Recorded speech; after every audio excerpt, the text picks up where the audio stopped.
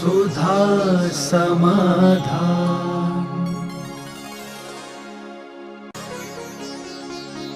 नमोस्तु गुरुदेव, हम ऐसा क्या करें कि प्रत्येक जन्म में आप ही हमारे इष्ट गुरु बने? ये कंप्रोमाइज तो मैं करूंगा नहीं, क्योंकि मुझे ज्यादा जन्म लेना ही नहीं, मुझे तो मोक्ष जाना है। मैं कैसे करूंगा? अब पता नहीं तुम्हें कितने जन्म लेना है।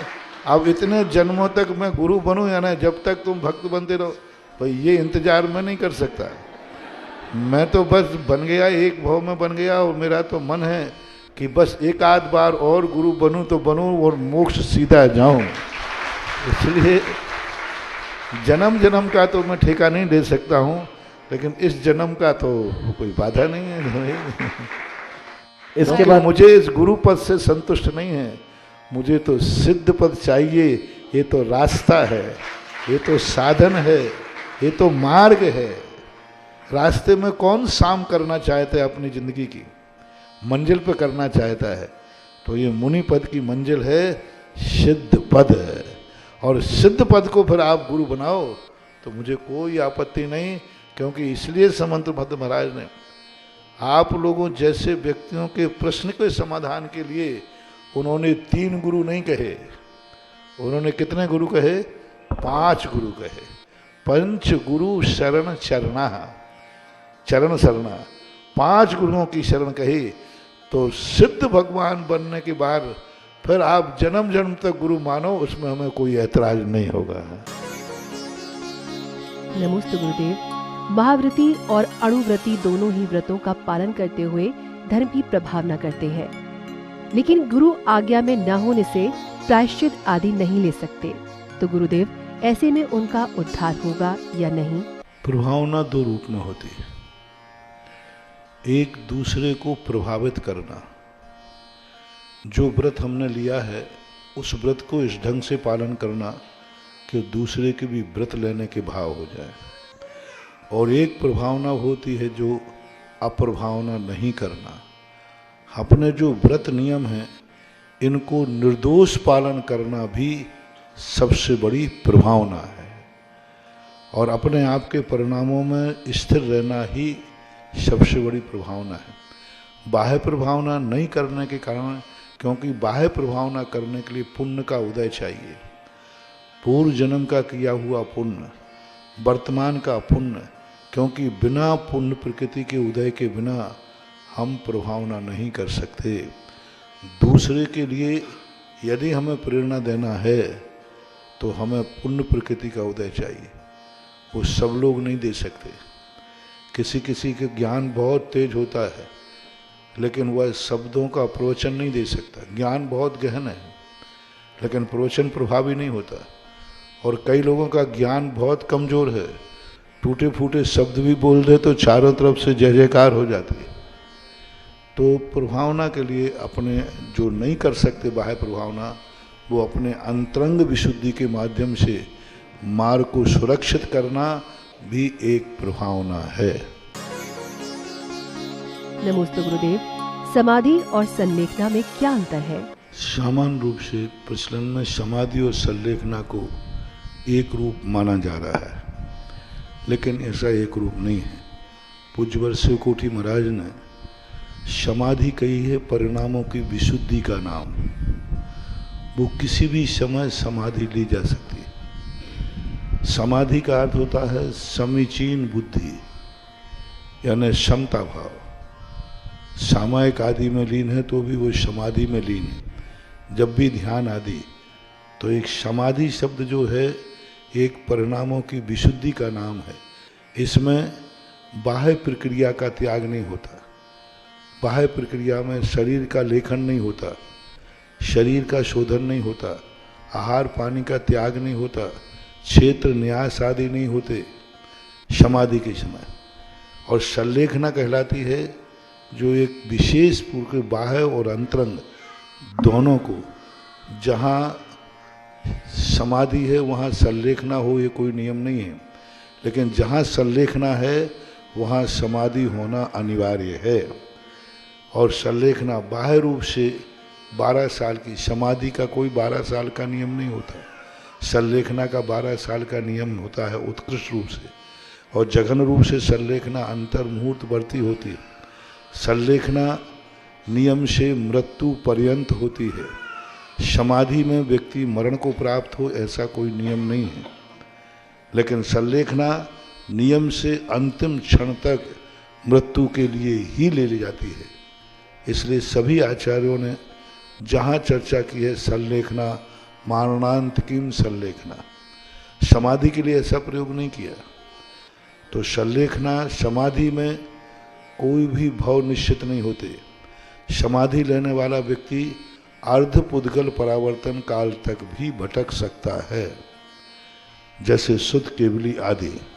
लेकिन संलेखना लेने वाले के लिए पूज्यपाद स्वामी ने 7-8 भव की बात कही। 2-3 भव, अधिकतम 7-8 भव हो सकते हैं।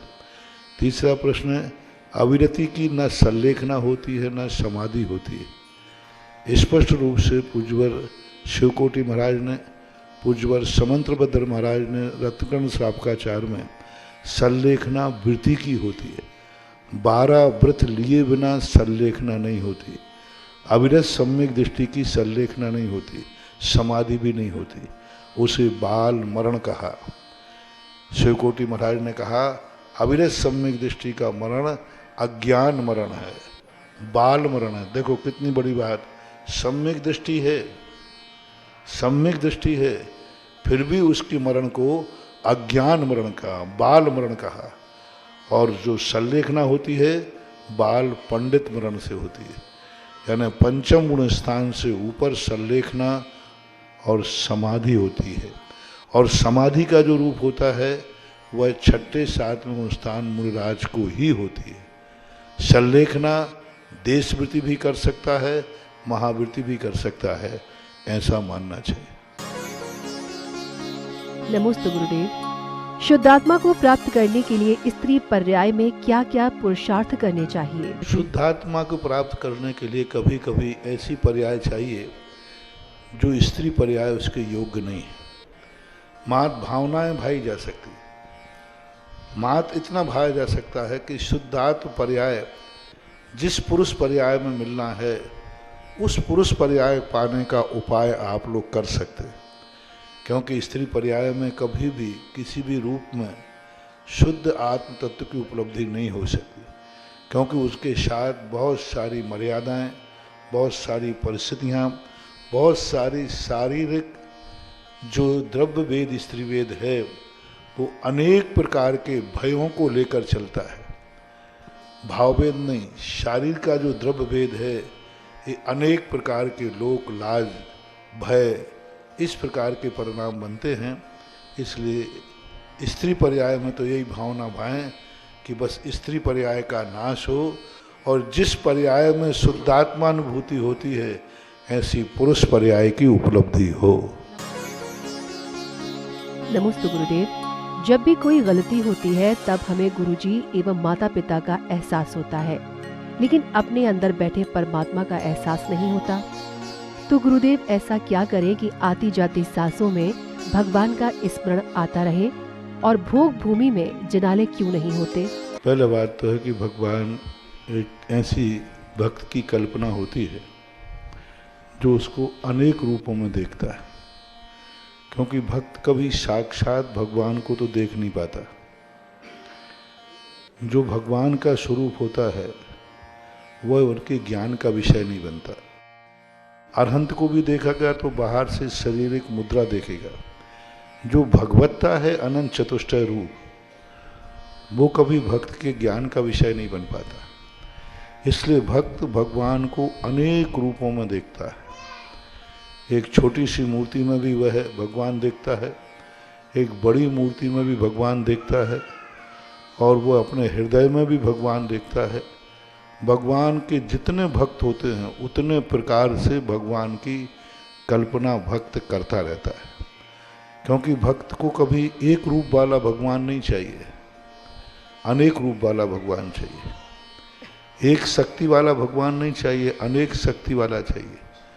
क्योंकि उसके जीवन में जितनी समस्याएं हैं उतने प्रकार की दवाई चाहिए, जितनी समस्याएं हैं उतने प्रकार के मंत्र चाहिए, जितनी समस्याएं हैं उतने प्रकार का भगवान चाहिए, जितनी समस्याएं हैं उतने प्रकार की मूर्ति चाहिए। इसलिए वो एक मूर्ति में संतुष्ट नहीं होता, वो कहता नहीं वहां की मूर्ति का अभिषेक करूंगा। अरे भाई वही भगवान तो है, भगवान तो एक ही था। बोले भगवान से मतलब नहीं है, हमारा भगवान कितना है। अब देखना एक आदिनाथ भगवान है, लेकिन भक्त के भगवान कौन से हैं, कौन से आदिनाथ हैं? भक्त के आदिनाथ कौन से हैं? भगवान आदिनाथ तो एक थे, नाभिराय के तो एक ही बेटा था, वो एक ही थे। लेकिन भक्त के भगवान, आप वो कहते सास में दीजित, और कोई कहता नहीं मेरे भगवान तो कुंडलपुर के बड़े बाबा आदिनाथ, कोई कहता है सांगानेर के आदिनाथ, कोई कहीं के आदिनाथ, कोई कहीं के आदिनाथ कहता। अब बोलो भगवान का भक्त ने कितने रूपों में बांट दी। इसलिए भगवान की जो कल्पना भक्त करता है उस भक्त को अधिकार है, वह भक्त को अधिकार है। वो भगवान अपने भगवान को किस रूप में देखना चाहता है, जिस रूप में भक्त देखना चाहता है वही उसका भगवान है। भगवान कैसा है ये उसकी कुवत नहीं है। भगवान देखना चाहता है कि इस समय भगवान मेरे शोक को दूर करे, उसको शोक हो रहा है, गम में है। अब उसे कौन सा भगवान चाहिए? उन्हें वो भगवान चाहिए जो अशोक वृक्ष के नीचे बैठा हो, उसका ध्यान करेंगे, उसको ताकत मिले। अब भगवान के कितने रूप बना लिए, 1008 रूप बना लिए 100 धर्मेंद्र में, सहस्र नाम। इसलिए भक्तों का जो भगवान होता है वो भक्त की दृष्टि और सोच के अनुसार होता है। और जो ध्यान करने योग्य भगवान होता है, एक ध्यान करने योग्य भगवान होता है, एक उपकारी भगवान होता है। एक भगवान वो होता है जिससे मुझे कुछ चाहिए है, उपकार करे, वो अनेक रूप में होता है। और एक वो भगवान होता है जो स्वयं भगवान बनना चाहता है, वो अनेक रूप नहीं होता, उसका एक रूप होता है। इसलिए जब साधु ध्यान करता है भगवान का, तब उसी रूप में ध्यान करता है जिस रूप में भगवान है, यथार्थ रूप में। जो जान दी अरहंताणम दब्बत गुणत पज्जे ही, जैसा भगवान है वैसा ही गुण, वैसा ही द्रव्य, वैसी पर्याय, वैसा ही ध्यान करेगा तो वह व्यक्ति एक दिन भगवान बन जाएगा। लेकिन भक्त भगवान नहीं बनना चाहता है, भगवान से अपनी समस्याओं का समाधान चाहता है, अपनी इच्छाओं की पूर्ति चाहता है। तो जब समस्याओं का समाधान चाहता है भगवान से, तो भगवान को इतने रूपों में देखता है जितने रूप में उनकी समस्याएं होती हैं, ऐसा मानना चाहिए। भोग भूमि में जिनालय न होने का मूल कारण है क्योंकि वहाँ पर उनकी भक्ति का भाव नहीं आता, उनके विशुद्ध परिणाम नहीं होते। वहाँ की इतनी भोग सामग्री इतनी ज़्यादा होती है कि उनके तद्रूप में भगवान के विनय करने के परिणाम नहीं होते। और यूँ कहना चाहिए वहाँ का ऐसा नियोग है कि भोग भूमि जीव जो हैं न वे अधिक पापी होते हैं न वे अधिक धर्मात्मा होते हैं। वो एक अपना जीवन जैसा उनको मिलता है उसी जीवन में संतुष्ट रहते हैं। ना वे दूसरे के वैभव को देख के ईर्ष्या करते हैं, ना दूसरे के वैभव पर परिणाम बिगाड़ते हैं, और ना अपने वैभव को छोड़ते हैं। स्वयं जो मिला है उसमें से किंचित भी त्याग नहीं करते, दूसरे की वस्तु पर कभी नियत खराब नहीं करते। ऐसी उनकी एक नियोग परिणति मानना चाहिए। नमस्ते गुरुदेव। कहते हैं कि 2 नंबर की कमाई बीमारी आदि में निकल जाती है, क्या ये सच है? और नंबर 2 की कमाई का सदुपयोग हम कहाँ कहाँ कर सकते हैं? पहली बात, ये 2 नंबर और 1 नंबर की कमाई के ये शॉर्टकट तुम्हारे रूप हैं। ये जैसे तुम कहते हैं ना पेटी, खोका, श्रीफल आदि है। 1 नंबर 2 नंबर की कोई कमाई होती ही नहीं। 2 नंबर की कमाई होती है डकैती की, जुआ की, व्यसनों की, जो गलत ढंग से कराए किए जाते हैं, जो कुलाचार के विरुद्ध है, धर्माचार के विरुद्ध है, वो कहलाती। आज जो वर्तमान में जिसे 2 नंबर आप कहते हो, राजकीय व्यवस्थाओं के अनुसार, राष्ट्र की टैक्स आदि नीति के अनुसार, ये 2 नंबर की कमाई नहीं है, ये पसीने की कमाई। कोई टैक्स नहीं भर रहा है तो वो टैक्स नहीं भर रहा है, लेकिन उसकी कमाई तो पसीने की है। कोई डांका डाल के थोड़ी लाया, किसी के जुआ खेल के थोड़ी लाया। उसने मेहनत की है, परिश्रम किया है और उसने बुद्धि लगाकर कमाया है। अब सरकार की ऐसी नीतियां बनी हैं कि वो टैक्स को देकर के बचाने का प्रयास करता है। तो टैक्स नहीं देना ही मात्र 2 नंबर की कमाई है, ये सरकार की नीतियों के अनुसार है, लेकिन सही कमाई तो उसकी मेहनत की ही है। यदि सरकार अपनी नीतियां बदल दे तो दुनिया का कोई भी व्यक्ति टैक्स की चोरी करना नहीं चाहता, उसको करना पड़ता, क्योंकि टैक्स, इतना टैक्स लगाते हैं, हर चीज कदम कदम पर टैक्स।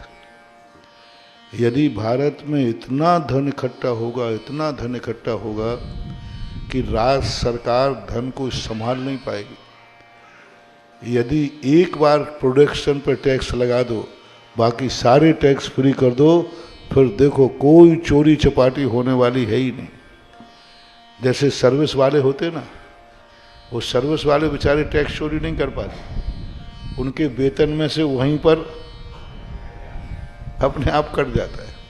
ऐसे प्रोडक्शन पे यदि टैक्स लग जाए, बाकी फ्री कर दिया जाए, तो देश में इतनी समृद्धि आएगी, राज्य सरकार धन को संभाल नहीं पाएंगे।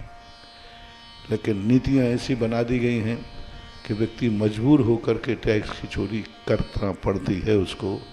तो उस अपेक्षा से हम उसको ऐसा नहीं कह सकते हैं कि 2 नंबर की कमाई उसकी गलत कार्यों में ही जाती है, ऐसी बात नहीं। आज अच्छे 2 नंबर की कमाई करने वाले उधर से बचाते हैं और सारी 2 नंबर की कमाई धर्म में लगा देते हैं।